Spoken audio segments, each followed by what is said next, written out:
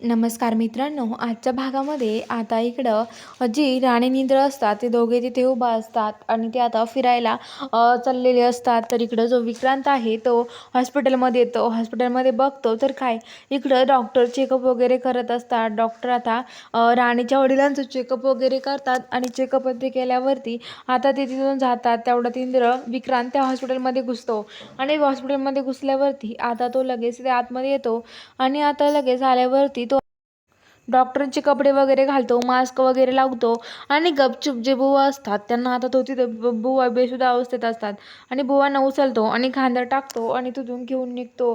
तर आता डॉक्टरांना पण माहिती होत नाही नेमकं काय चालू आहे. तर आता डॉक्टर पण तिथे नसतात. तर आता इकडं जो विक्रांत आहे तो बुवांना एका ठिकाणी जंगलात घेऊन जातो. जंगलात आणल्यावरती आता तो जंगलामध्ये इकडे तिकडे सगळीकडे बघतो तर कुणी नसतं. तर आता तो त्या जंगलामध्ये गाडी थांबवतो ॲम्ब्युलन्स आणि बुवाचं जे असतं बुवा त्या बेडवर असतात ते बेड घेतात आणि डायरेक्ट तिथून लोटून देतात आणि ते डायरेक्ट तिकडं लोटत रोडनी चाललेलं असतं. तेवढ्यात तिकडून इंद्र राणीची गाडी येते. तेवढ्यात राणी ते बोलतात, राणी ओरडते बुवा.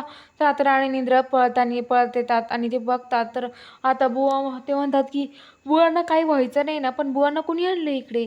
आता इंद्र म्हणतो की राणी चल आपण लवकरात लवकर त्यांना हॉस्पिटलमध्ये न्यायला हवं आणि इंद्र आणि राणी आता बुवांना हॉस्पिटलमध्ये घेऊन जायला निघतात आणि गाडी टाकतात हॉस्पिटलमध्ये घेऊन यायला निघतात. तर इकडं इंद्र एक वेगळंच हॉस्पिटल तयार करतो. तिथे आणतात बुवांना. तिथे आणल्यावरती डॉक्टर त्यांचं चेकअप वगैरे करतात. डॉक्टर म्हणतात की काय झालं त्यांना, असं तुम्ही असं का करताय. तर आता लगेच इंद्र म्हणतो की हे बघा, ह्या पेशंटजवळ तुम्ही त्यांना चेकअप करा, त्यांची काळजी घ्या, पण ह्या पेशंटजवळ मी आणि ही व्यक्ती राणी ही सोडून दुसरं तिसरं कुणीच नाही आलं पाहिजे.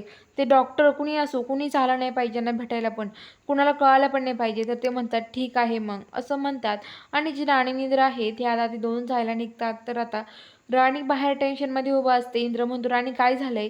तर राणी म्हणते की इंद्र सर मला एक टेन्शन आलंय, तुम्हाला एक बोलू का मी. अहो मला तर हे सगळं असं वाटतंय विक्रांत सरांनीच केलं की काय.